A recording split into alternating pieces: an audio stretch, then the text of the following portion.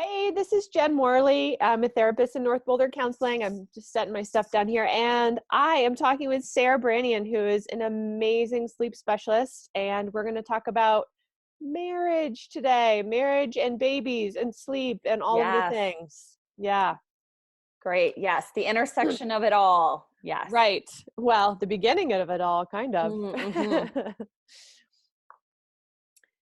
Yeah. So let's see. Well, one caveat for all of the sort of not everyone's married, but whatever partnership you have, right? So whatever person you're doing this with, we talked several times. I want to talk about one, how does having a baby affect your marriage, and a couple things to do, marriage partnership. So we talked several other times. This is kind of deep into these sessions. So if we go back, we can see we talked about how our identity when we have kids changes significantly. And because, of course, we all rationally can understand if we're different and our person is different, then how we meet and how we do things is going to be different. Right. So I sort of tell people you shouldn't have the same marriage that you had before. I mean, if you do, I'm not going to hold it against you, but it's very unlikely. You're a different person, the other person's a different person, your whole life looks pretty different. And so you should have to create something new. And of course, you have new people or person in your life. So you're creating everything for them. You're trying to create stuff for yourself. And then there's the third order of business of like, we're going to create our next version of our marriage that complements our family now. Mm-hmm. So sometimes that gets dropped off the list. When we triage, like we need diapers, we need wipes, we need like pouches and sleep and I have to go to work and you have to go to work and all this stuff, then it's sort of like, well, we're both here. And since we're both here, like that constitutes our partnership and our relationship and our marriage. And that can become something that doesn't really support each person, which for most people, I think is the hope of that partnership, is they get support out of it and they feel like they're supporting the other person. Mm-hmm. So I say it can become the business of raising a child rather than Yes. Being in a relationship with each other. Yes. That is a great way to put it. Yeah. And that's when you've changed and I've changed and we're so busy on the third party, our kiddo, it's sort of like when you have, when you need an update on your phone and then like none of your apps are working until you update it. Right. It's sort of kind of, I mean, it's how it is. Like my OS changed, your OS changed, and then we haven't done any updates. So at some point the apps will start to fail. Mm-hmm. And we should expect that. And so what are the things that we're going to do? What do we do? Of course, in a dream world, we have these lovely like 3-day weekends in Vermont, like without the babies, like that kind of thing. But there's smaller steps that we can take. So the first thing is triaging ourselves individually as important and really figuring out, being honest, like what you need to have. So one of the things is sleep. So a lot of us, Yes. because I'm talking to you, Sarah, I'm sure Yes. a lot of people here, the thing that they need is sleep. Mm-hmm. And so I found myself, and I hear other mamas knowing they need sleep, but when it comes to the rubber hitting the road of saying, would you stay up with the baby tonight? Yes. That gets dicey in our nervous system, our relationship, in all these ways. But when we advocate for the things like we have to have, like literally triaging an emergency, and we really attend to those things, it's going to free us up to have a conversation with our partner about something that's not about our kid. Mm-hmm. So that's the first thing, is figuring out our bare minimum of what we need so that we could have some availability. When we caretake all day long and we're empty, we really don't care what's happening with our partner. We kind of can't. Right. At some level we want to, but yeah.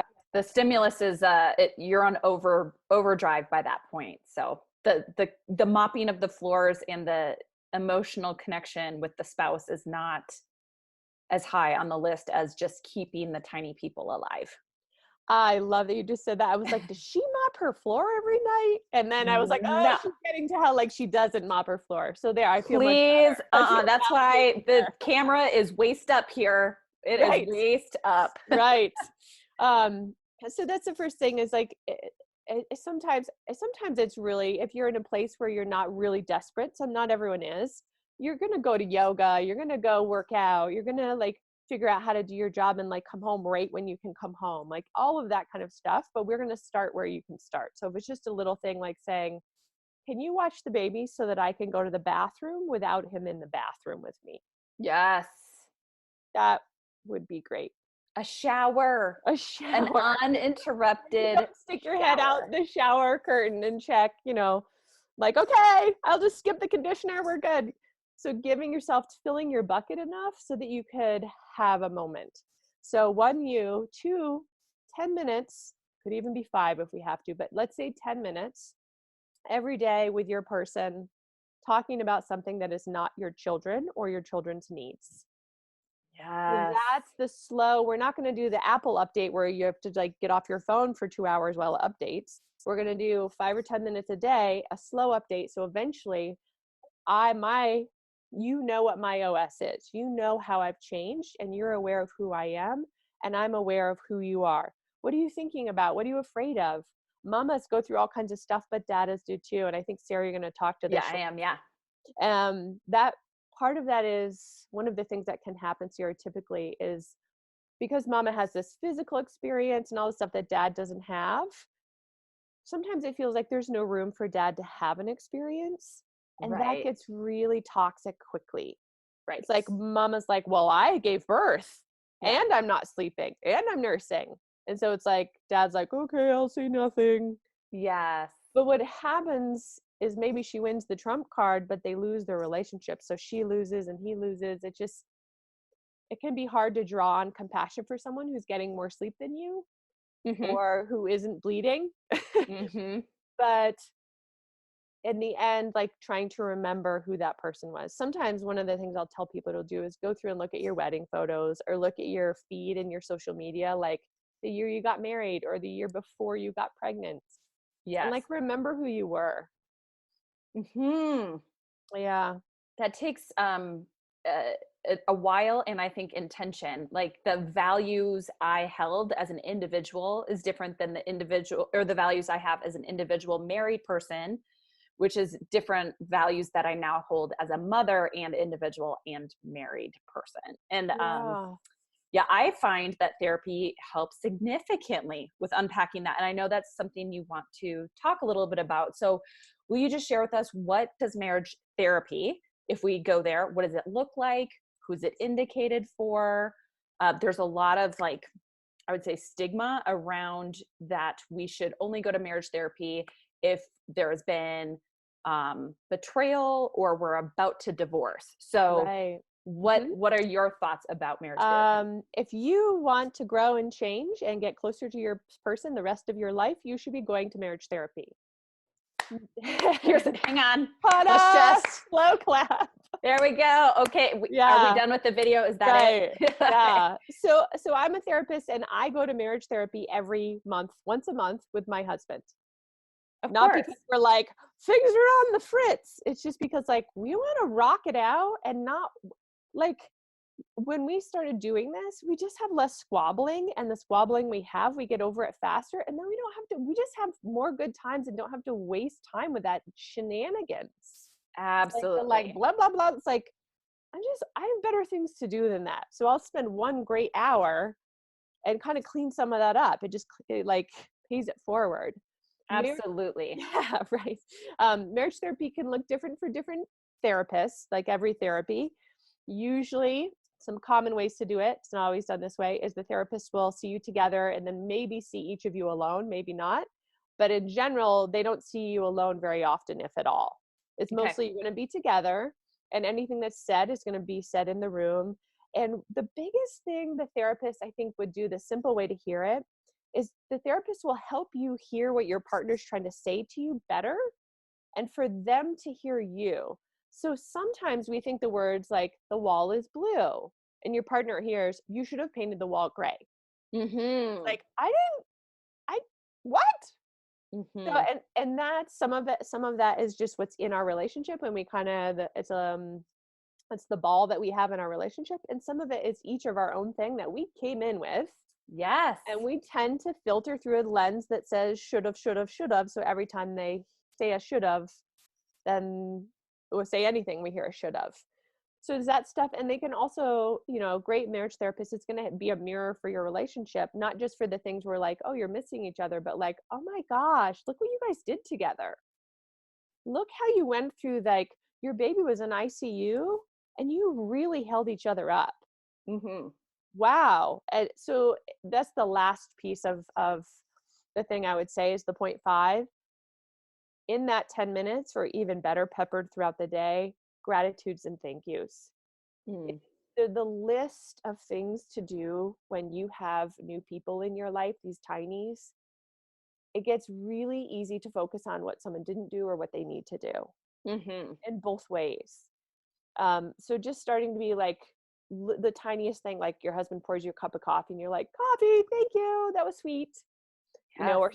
And sometimes I'll even say to my husband, can you tell me I look cute? And he's like, oh my God, you look great. You're so beautiful. But just starting to get in the habit of, this is actually changes how your brain works. Mm. So we talked about how the bottom of your brain is like this, looking for what's everything's wrong, kind of fear-based, like keeping my baby alive, panicky. Mm-hmm.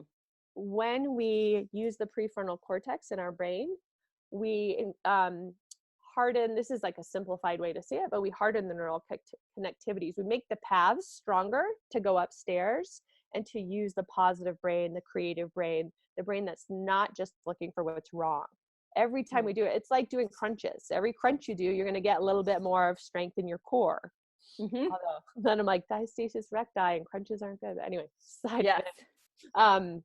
So it's just this practice of starting to tell your brain, we're not going to just look for what's wrong. We're also going to look for what's going right, because a lot is going right. And we are programmed to look for the things are not, just so we'll stay alive in the woods, but we're not in the woods and a lot of things are going right.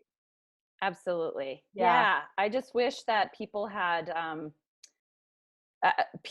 our culture was, I wish we were all pro, like, so what do you do? How many kids do you have? Who's your therapist? I What just are you wish doing that in was therapy? like, Right. what are you Yeah. working Yeah. on? Because Yeah. we have our Botox lady, and we have our, we have our OB, and we have our fitness trainer, and we have this, and we have all of the specialists. But then when it comes to our brain and our mental wellness and our relationships, it's like, oh, if you have somebody helping you, that must be wrong. So I'm all about marriage therapy. I'm all about individual therapy. And it has helped so much just understand where we're coming from, love languages, how we give and receive appreciation, where, what are the lenses that we came from. I think it is just such a benefit, and it has helped me with my physical health, my mental wellness, my relationships, my business. It's just, Yep. I'm a fan. Yay. Good thing we're talking. Good thing. Yeah, I'm a fan. Yeah. So yeah, that is Did a so lot great. there. Does anything, since you're able to kind of track from the outside, is there anything you feel like I missed, or does that feel clear? It feels great. It feels like everybody should be getting professional help to improve relationship. This is everywhere. And you did mention some at-home activities, like the 10 minutes of connecting about non-children topics. And I heard you say more gratitude and thank yous. Are there any other at-home homework that you would prescribe across the board for all relationship, or are those the two that you start with? The self-care, the 10 minutes of Self-care. talking to each other, the gratitudes. There's a litany of other stuff that if you came in to see me for couples counseling, or probably anyone, that we would kind of go into. Mm-hmm. But if you're not already doing the gratitudes and the 10 minutes of FaceTime and making sure that you're doing as much as you can find room for yourself, then those are definitely the must do. Do not pass go, do not collect $200. These must happen immediately things. I love that one of your prescriptions is self-care, self-work, individual therapy. Like, we cannot be the best parent, mother, or partner if we are not whole. So I think that is wonderful. That's great. Yeah. So the therapy plug too is also like, I fully get how hard that is.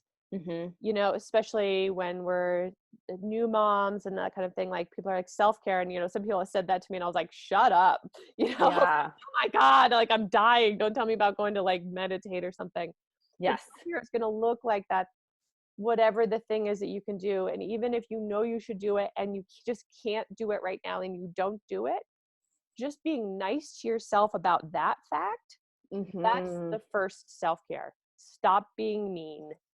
Yeah. Self-care number one. And then Yes. if anything else happens, gold stickers on your potty chart all the way across, right?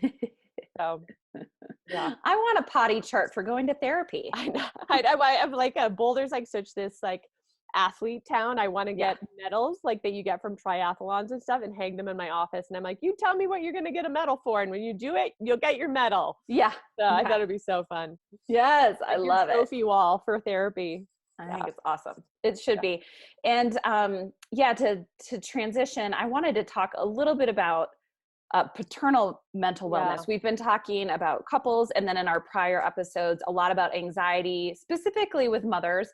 But I just came across this amazing article, and I thought that this was a perfect thing for us to talk about, is that Ford Motor Company, yay Ford, has added something to their corporate wellness policy, and that is a support group for fathers for postpartum depression. And what they found is they did some research and they found a fourth of their workers were affected by postpartum depression. Mm-hmm. And we often hear about it only with women. And so I just think it's great that Ford, they have a huge male working population, that they're doing something about it. And it's very inspiring. They started last fall. And I think it just reminds us to think about it as a family change. Like this is a family dynamic change. And the data shows that men, and I know I'm using a binary and I apologize because that's how the data is. They did not have full spectrum gender inclusivity in their language. But what they found is that male identifying workers actually were more affected by sleep deprivation than their female workers across the study. And this was not just with Ford, this was across studies. And it's very interesting because we know that 43% of women leave their jobs, at least temporarily, when they start having children. And because of that gap, those women are generally at home as a primary caretaker, that the men in the binary would go back to work. And so the sleep deprivation in workplaces is heavily affecting men because of that disparity of the women actually leaving. But we don't often think about that. We as moms know the sleep deprivation is real. We often are the breastfeeders or the ones up at night, especially if our partner's going back to work. But I think it's so interesting what some businesses are doing now to support men as they grow their families too. So I'm just curious if you have any thoughts about that or if you've experienced that in your practice. Yeah, I think that's yay Ford, yay. There's a whole bunch of things I've seen lately, like both Google, the paternal leave by Google, Mm-hmm. and then CU just, I think they tripled their paternal leave Yes. last year. And Yes. anyway, so yay world catching up that if we want men to be part of raising kids, then we also have to include the support systems, although we go into how many more there could be. But yes. So yeah, that really makes me think of how validating it is to the male experience too. And that piece earlier in the conversation when I said, if there's only room for the woman to be suffering, she suffers alone. Yeah. So if you can meet your husband and see where he is suffering, or your partner, um, having children can actually bring you together in a way that really nothing else can. It's harder than a lot of things in life. Mm-hmm. And so if you can somehow get past your own experience, kind of beyond yourself, to include like a team and us, and that we're doing this thing, it can bring you together and you can have a new relationship that is really deeply bonded. But Right. it is also so hard that having children invariably can drive people apart. And I see this all the time, people who get divorced when the children are about 3 to 5. Yes. Or as soon as the kids leave for school. Mm-hmm. Right. They're last kids in high school, we're done. Peace out. And it's not a sign to me in those relationships. It's not a sign of failure or anything. It's just sort of like they shifted their agreement. When we get married, we often, at least conventionally, think of like, this is about us. And at Mm-hmm. some point, the agreement says, this isn't about us anymore. This is about our kids. And for some people, that's the right choice. If that's what you want, maybe voice that with your partner. Mm-hmm. Say, are we going to shift this to being about our kids and we're sort of backseat to this, and then that's how this goes, and maybe when the kids are gone we're going to move on and do other things?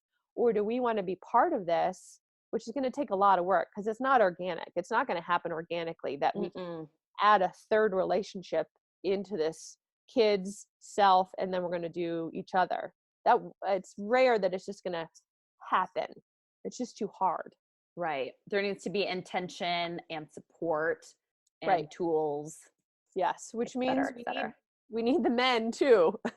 Absolutely, we Right? need the men. And Yay. it's one of the reasons Husband, badass. I launched this year. I have an HR program, so a human resources program, because my goal really is that women who want to go back to work, not because they feel like they can't because they're sleep deprived. If that's a reason they don't go back, I want to take that off the table. If they want to stay home, they've always want to stay home. I love it. I love it. If men want to stay home, I love it. I love it. But what I'm doing is I'm doing support groups in the workplace, and it's all genders, all stages of life. Your kids can be however old, because by the way, I work with a lot of elementary kids, parents that still aren't sleeping very well. So what I want to do is support the whole family. So what you're talking about is the increasing paternity leave, and lots of employers are doing that. Support groups, that's what I want to do. And I'm really feeling called to work on that. And I think when we support the whole family, and you do that with marriage therapy among a lot of your skills, we are supporting communities, and we are supporting culture, and like it's bigger and bigger and bigger. And so I love seeing people take a bigger um, stand in family values of us and you and everybody being important, and the wholes Mm. and the individuals and the worker and the individual and the parent. And I'm rambling now, but it's because I think this is where we need to go as a culture, is Yeah. to support the whole family. Yeah. I love that. Yeah. I'm always, my motto recently is, together we can do what none of us can do alone. Mm, And so it's like your husband and you, your family and you, your employer and you, your therapist and you, your Botox lady and you. But yep. then the other thing I think of, this is a side thing to what you're saying. I kind of heard it in what you're saying, is talk to other people that you know about their marriage. Not Yes. everyone will talk to you about it, but your friends, especially who have kids, talk to them about what their marriage is really like.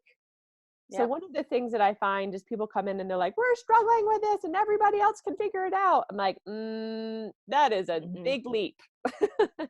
Yep. So if you have people who are close enough to you, talk to them about their marriage, hear what's on the inside. Maybe you'll Yes. find some great ideas. Maybe you'll also find some motivation for things that you're like, we don't want to do that, or things we love. But just get real with people. Just bring in people around you and have a support system. Support system doesn't mean people do stuff for you. They're just there in your life with you. Yes. Yes. We need to be more capable of being vulnerable, especially with our close relationships. Like, I'm all about it. Yeah. I love this. Okay. Well, it's so good to hear about marriage therapy, and that it's not as scary as our culture would lead you to believe, that it's not something you should do when you're at the end of your rope, that it can be maintenance, it can be prevention. There's lots of easy things we can do at home. We talked about how corporate workplaces are supporting the whole family. And by the way, it improves the bottom line if everybody's sleeping and productive and staying in their jobs when they want to be. So, and it makes the world a better place. So what are your closing thoughts? And then next week, we are going to talk about how to prepare for your mental wellness in the prenatal period. So I'm looking forward to that. But close this Yay. out with marriage therapy thoughts. And Closing out, how to find a marriage therapist. You can just Google it. You can also, there's a link somewhere around here for me. If yes, you email me, you can come see me. If you don't want to see me, I will send you several referrals. I am happy to do that. If you want to use insurance, check your insurance list. They'll have a list. That sometimes takes several people before you find someone who's accepting new clients. But if you really want to do that, you push through and you'll find that. Awesome. And Yes. then if you talk to someone you like them, stay with them. And if you don't, Google someone else. Yes. That's wonderful. And I will put Jen's information below. Again, she can do remote appointments. I think that is a game changer. She's in Boulder. You can go to her office or she can see you from the comfort of your couch. So we'll put that information below. Thanks so much for your time today, Jen. It was great talking to you. Okay, Sarah. See you later. See ya.